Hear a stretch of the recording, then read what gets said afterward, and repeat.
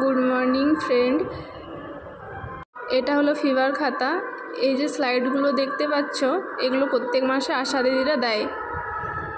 প্রত্যেক মাসেই প্রায় 20-21টা করে স্লাইড হয়। সেখান থেকে আমি তাপসী দাসকে বেছে নিলাম, সেকেন্ডে যেটা রয়েছে। দিয়ে এই যে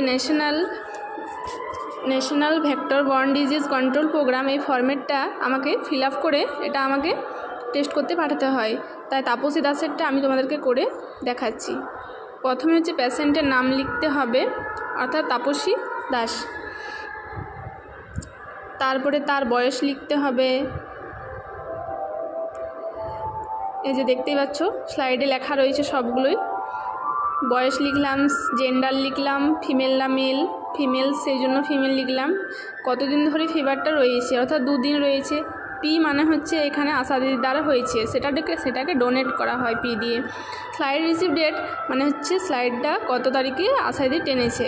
এখানে নেগেটিভ যেহেতু আমরা করতে পারবো না, তাই লিখেছে। এখানে হচ্ছে আশা দিদির নাম লিখে নিয়েছি পাশে আমি বোঝার সুবিধার জন্য। এইভাবে আমরা এইগুলো ফিল আপ করে সেই স্লাইডটাকে মুড়ে আমাদের পাঠাতে হয়, সেখানে টেস্ট হয়।